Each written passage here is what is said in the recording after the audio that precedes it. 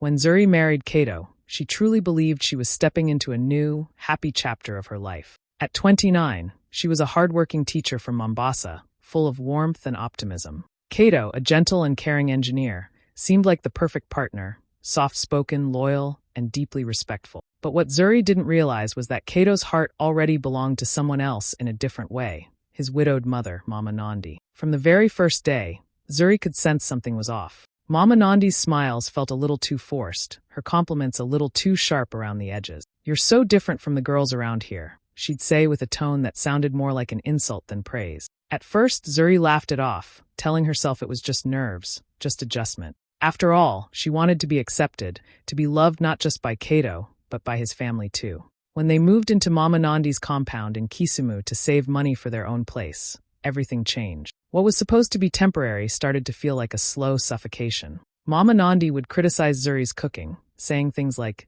"Kato used to eat real food before you came." She'd question Zuri's background, her laughter, even the way she dressed. But only when Kato wasn't around. In front of him, Mama Nandi played the perfect sweet mother. Every night, Zuri cried quietly into her pillow, afraid to speak, afraid to ruin the fragile peace. She kept telling herself, "Love will fix this." But deep inside, something was breaking, a small, invisible part of her that just wanted to be seen, heard, and respected. One hot afternoon, as Zuri was hanging laundry in the backyard, she heard soft voices coming from the other side of the fence. Mama Nandi was chatting with a neighbor, her tone low and serious. Zuri didn't mean to listen, but one sentence froze her in place. "That girl trapped Kato for his money," Mama Nandi whispered. The words hit Zuri like a slap. Her heart pounded in her chest, and her hands trembled so badly she almost dropped the wet clothes. For a moment, she hoped she had heard wrong. But the neighbor's sympathetic sigh confirmed it. Mama Nandi continued, painting Zuri as a gold digger who had taken advantage of her innocent son. Zuri stood there, stunned, unable to move. She wanted to walk away, but her legs felt heavy. The woman she was trying so hard to please had been destroying her behind her back. That evening, when Kato came home, Zuri finally gathered the courage to tell him. "Your mother said I trapped you for money," she whispered, tears filling her eyes. Kato sighed and pulled her into a half-hearted hug. "Zuri, Mama doesn't mean it. You know how she gets when she's stressed," he said, brushing it off as if it were nothing. His calmness only made it worse. Zuri looked at him, wondering if he truly didn't believe her, or if he simply didn't want to. From that day, things changed. Mama Nandi grew bolder, her kindness sharper than knives. Sometimes she forgot to serve Zuri dinner, saying she thought Zuri had already eaten. Other times she made sure the neighbors saw her scolding Zuri for not helping around the house, even though Zuri spent every spare minute cleaning and cooking. Then came the whispers. Relatives started calling, their tones cold and judgmental. "Zuri, you should respect Mama more," one aunt said. "She says you talk back to her." Zuri's stomach twisted. Mama Nandi wasn't just cruel now. She was rewriting the truth, turning everyone against her. The house no longer felt like a home. It became a quiet battlefield filled with polite smiles and hidden wounds. Zuri tried to speak to Kato again, but each time, he defended his mother. "She's old, Zuri. Don't take everything to heart," he'd say. But how could she not, when her heart was the one bleeding? One night, after another argument that ended with her eating dinner alone, Zuri opened a small notebook and began to write. Not out of anger, but survival. She wrote down every insult, every cruel look, every accidentally missed meal. Each word became her proof, her truth, her therapy. She didn't plan to show anyone, not even Kato. It was just her way to hold on to her sanity in a place that was slowly breaking her spirit. Deep down, though, a quiet realization began to grow inside her. Love alone might not be enough, not when truth was being buried under lies whispered through the wall. When Kato brought home the new smart security system, he was so proud. "It'll help us feel safer," he said, unpacking the small black camera and fixing it in the living room. Zuri smiled, pretending to share his excitement, though she knew safety in that house had nothing to do with strangers. It was what happened inside those walls that scared her most. Still, she said nothing. That night, after Kato connected the system to his phone, Zuri quietly linked it to hers too. Not because she planned anything, but because a small voice inside her whispered, "You might need this one day." For a few days, everything seemed calm. Mama Nandi even made breakfast for Zuri and acted kind in front of Kato. But the moment he left for work, her sweetness faded like a mask melting off. The tension in the house thickened again, that same heavy silence filled with unspoken anger. One afternoon, while Zuri was folding clothes in the living room, Mama Nandi came in. She didn't shout at first. She just stared at Zuri with a cold, steady look that made her heart race. Then, in a low voice, she said, "My son's life was perfect before you came. You're a curse he can't see yet." But one day he will. Zuri froze. Her mind went blank. She wanted to reply, to defend herself, but her throat locked up. Behind her, the tiny light on the camera blinked softly, recording every word. For once, Zuri didn't argue. She just stood there, silent and still, her heart breaking. But this time, she knew she wasn't crazy. Mama Nandi kept going, her words crueler with each breath. You pretend to be innocent, but I know women like you. You smile in a man's face while planning to take everything he owns. You'll leave him with nothing, and I'll be the one picking up the pieces. Zuri's chest tightened, but she didn't cry. She looked at Mama Nandi with calm eyes, though inside, she was trembling. The moment felt endless, like every piece of hidden pain was being dragged into the light. When Mama Nandi finally left the room, muttering to herself, Zuri's legs gave out. She sat on the floor, hands shaking, staring at the small camera glowing quietly on the shelf. It had captured everything, the voice, the venom, the truth. That night, after Kato went to bed, Zuri sat alone in the dark living room. She opened the app on her phone and pressed play. Mama Nandi's voice filled the silence, every hateful word echoing through the speaker. Zuri's hands trembled, her heart racing, but she didn't cry this time. Instead, she felt something shift inside her, a deep calm, mixed with sorrow and relief. For the first time, she didn't have to explain, defend, or beg to be believed. The truth was right there, crystal clear, recorded for the world if she ever needed it. The lies were no longer invisible. Mama Nandi could feel it. Zuri wasn't the same anymore. She still smiled politely, still helped around the house, but her silence had changed. It wasn't weak or scared anymore. It was calm, steady, and almost powerful, and that made Mama Nandi uneasy. For the first time, she couldn't read Zuri. The more peaceful Zuri seemed, the more threatened Mama Nandi felt. So she started to push harder. Little things at first.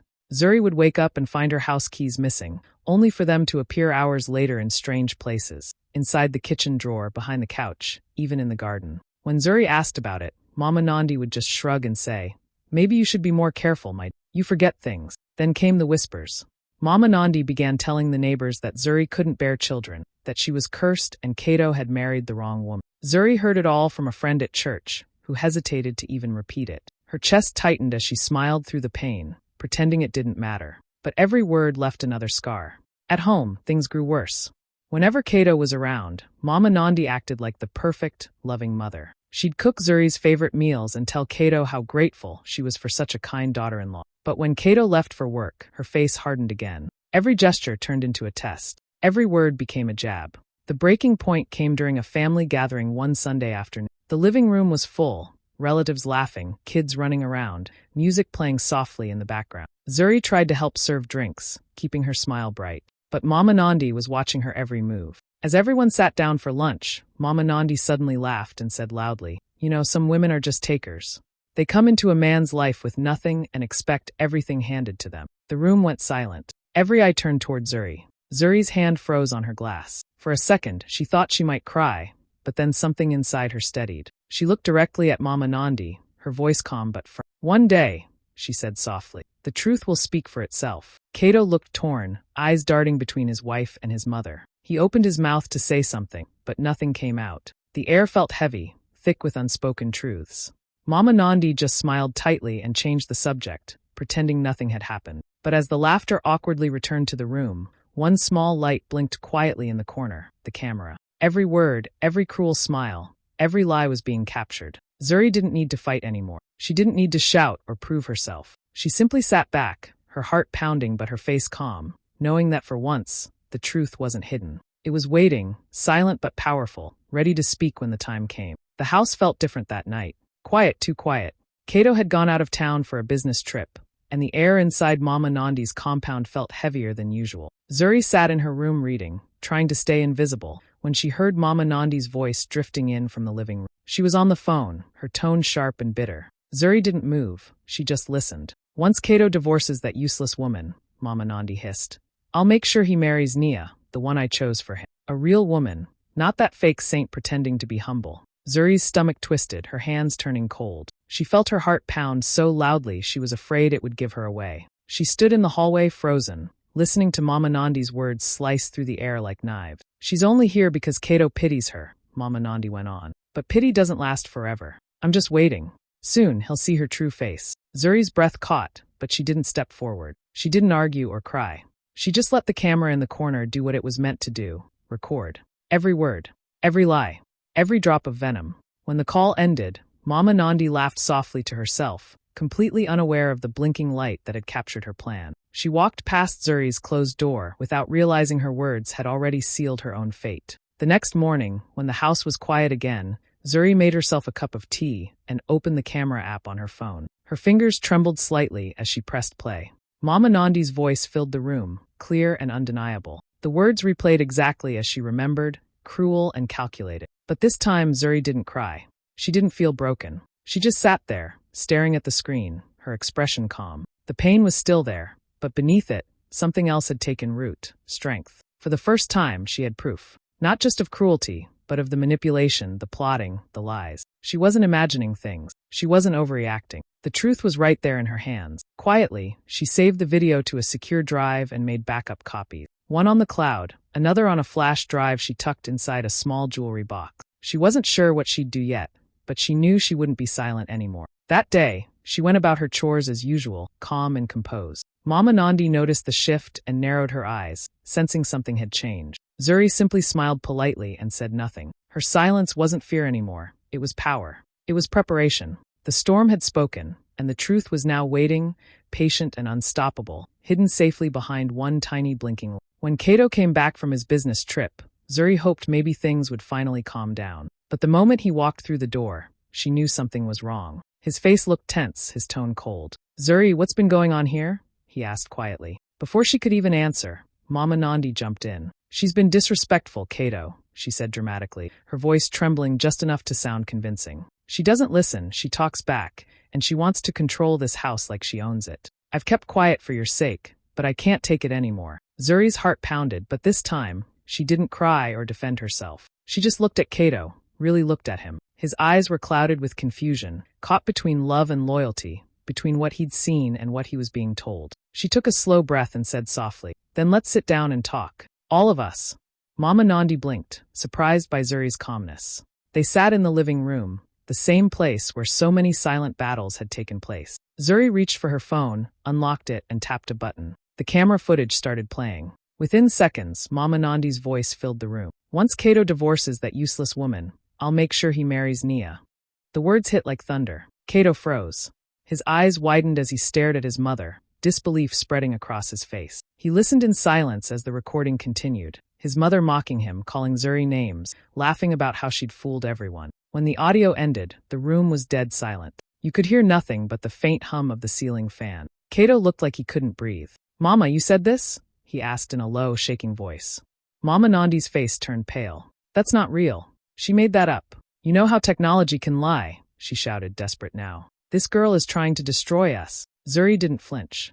"It's not fake," she said calmly. "Here's the timestamp, the cloud backup, the original file." She showed Kato everything, proof that couldn't be denied. Kato stared at the phone screen, his hands trembling, his eyes filled with tears, not just from anger but from heartbreak. He turned slowly toward his mother, who was now crying and swearing it was all a misunderstanding. But the damage was done. The truth was already out.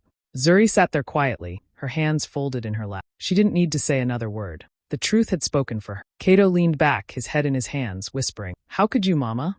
The weight of betrayal filled the air like a storm about to break. No one moved. No one spoke. The only sound was the quiet hum of the camera light blinking in the corner. Still watching, still recording, still holding the truth that had finally shattered the lies. The days after the confrontation were painfully quiet. No shouting, no more lies, just silence. The kind that sits heavy in the air, reminding everyone that something has shattered and can't be fixed. Kato barely spoke. Mama Nandi stopped coming out of her room. Zuri packed her things slowly, one drawer at a time, knowing this time she wasn't leaving in anger. She was leaving to breathe. A week later, Kato told her softly, "Let's go. I can't stay here anymore." They rented a small apartment near Lake Victoria, away from the chaos, away from the whispers. It wasn't fancy, just a cozy place with peeling paint, a tiny kitchen, and a view of the water. But for the first time in months, Zuri felt peace. She could laugh without waiting for an insult. She could cook without being judged. She could sleep without crying. Still, the phone calls never stopped. Mama Nandi would call at all hours, sometimes crying and begging for forgiveness, other times cursing and blaming Zuri for destroying the family. Each call felt like a wound reopening, but Zuri stopped answering. She knew that no apology could erase what had been said and done. The rest of the family wasn't quiet either. Cousins, uncles, and aunties picked sides. Some called Zuri selfish, saying she should have kept family matters private. Others whispered that she was brave for standing up for herself. On social media, relatives dropped subtle posts about disrespectful wives and ungrateful daughters-in-law. And even though no names were mentioned, Zuri knew who they meant. At first, Cato struggled to face the truth. He'd always seen his mother as perfect, gentle, untouchable. Now he was torn between guilt and disbelief. But the recordings were impossible to deny. He spent nights staring at the ceiling, whispering, "I didn't know. I didn't see it." Zuri didn't blame him. She had stopped looking for anyone else's understanding. She started therapy, something she'd always wanted to do, but never dared. Her therapist encouraged her to speak out, to let the pain out of her body. So, Zuri began recording small video diaries on her phone, talking about invisible abuse. She spoke about how manipulation doesn't always come with bruises, how sometimes it comes with smiles and polite insults that cut just as deep. Her videos weren't perfect or rehearsed. She spoke softly, sometimes crying halfway through, sometimes laughing at her own healing. She didn't post them anywhere at first. They were just for her. But they became her therapy, her truth, her way of taking back power from the silence that used to control her. One evening, Cato walked in and saw her editing a video. He watched her for a while, then sat beside her quietly. After a long pause, he said in a broken voice, "Zuri, you didn't ruin my family. You revealed it." Zuri looked at him, eyes soft but strong. "The truth always reveals what's already broken," she said gently. And for the first time, Cato nodded, not as a man defending his mother, but as a husband finally waking up to the truth. A few weeks after Zuri and Cato moved out, life started to feel a little normal again. Zuri went back to work, spent evenings near the lake, and focused on her healing. She was slowly learning to smile again. But one ordinary afternoon, her phone wouldn't stop buzzing. At first, she thought it was a glitch. Notifications kept popping up nonstop. Then she saw it. A video clip. Her video. The recording of Mama Nandi's cruel words was suddenly everywhere. Someone had leaked it. The clip had been posted anonymously on social media with the caption, "This is what some women go through behind closed doors." Within hours, it exploded across the internet. People shared it, reacted, debated, and commented endlessly. Thousands of women wrote under the post, saying things like, "This happened to me too." And finally, someone said it out loud. Zuri's heart pounded as she scrolled through the comments. She hadn't planned this. She didn't want fame or drama or attention. All she'd ever wanted was peace. But the internet had other plans. Her story had become a mirror for so many others. Women from all over East Africa, and even beyond, were writing about how they'd been bullied by mothers-in-law, silenced in marriages, and told to just endure. Zuri's name wasn't even mentioned in the post, but somehow everyone knew who it was about. Within a day, radio stations picked up the story. Local talk shows held debates about toxic in-laws, silent abuse, and the price of privacy. Some hosts supported Zuri, saying her bravery had started an important conversation. Others criticized the recording, calling it disrespectful and too public. But no one could deny the power of what had been exposed. Meanwhile, Mama Nandi's world began to crumble. Her neighbors avoided her, the market women whispered behind her back, and relatives who once admired her now refused to pick her calls. The woman who had once prided herself on her good reputation suddenly found herself isolated and humiliated. She shut her doors and stopped going out, spending her days in silence, afraid to face the community that now saw her for who she truly was. Zuri didn't gloat or celebrate. She didn't even respond publicly. She stayed quiet, watching from a distance as the world argued about her life. For her, it wasn't about revenge, it was about truth. The same truth that she once cried over in silence was now echoing across the internet, reaching thousands of hearts that needed to hear it. At night, Zuri sat on her balcony overlooking the water, reading the stories of women who thanked her for speaking the unspoken. Some messages made her cry, others made her smile. For the first time, she realized that her pain hadn't been wasted. It had created something bigger than her. Mama Nandi had tried to silence her, but instead, her cruelty had started a movement. The truth that once lived in one quiet house had become a roar, loud, unstoppable, and freeing for countless women who finally felt seen.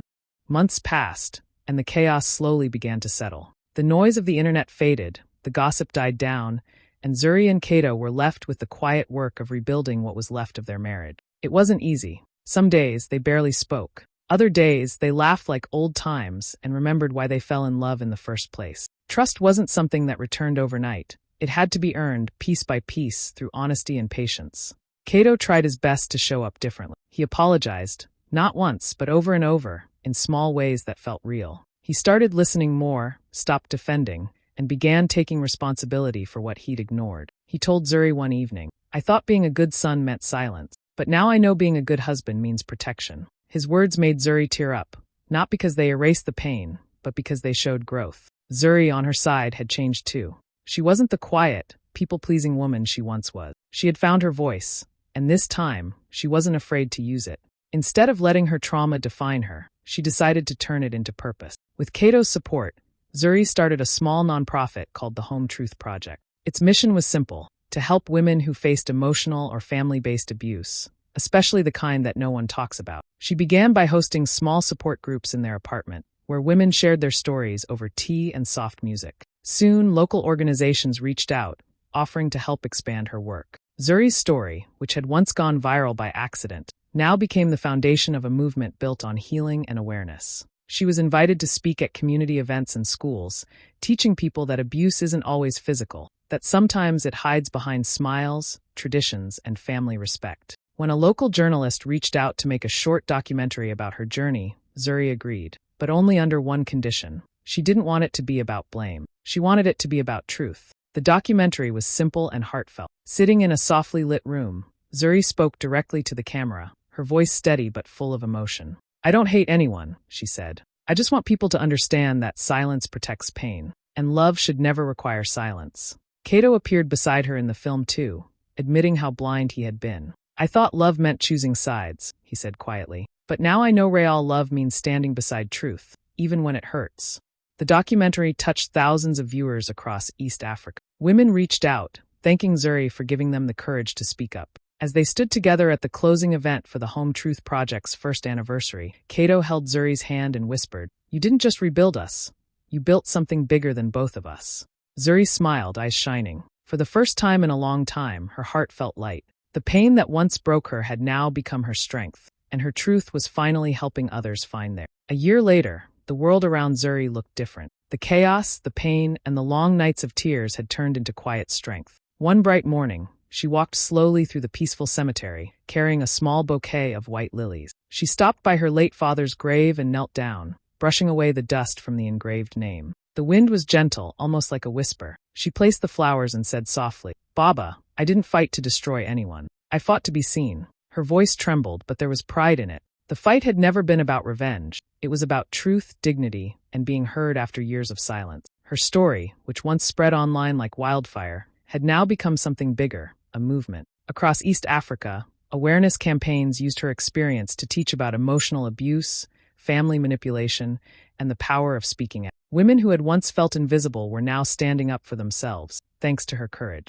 One afternoon, Zuri received news that Mama Nandi had fallen seriously ill. Many told her not to go, but Zuri's heart had changed. She went anyway. Walking into the quiet hospital room, she found the old woman weak, eyes full of regret. Zuri sat beside her, holding her hand gently. "You taught me how dangerous silence can be," she said in a calm, steady voice. Mama Nandi began to cry, whispering apologies between tears. Zuri didn't hate her anymore. She had found peace. Months later, Zuri stood on stage at a women's conference, sharing her journey. The room was full, the lights bright. As she ended her speech, she smiled and said, "Sometimes the truth isn't spoken, it's recorded." The audience rose in applause. The camera faded out on Zuri's face, peaceful, strong, and finally free.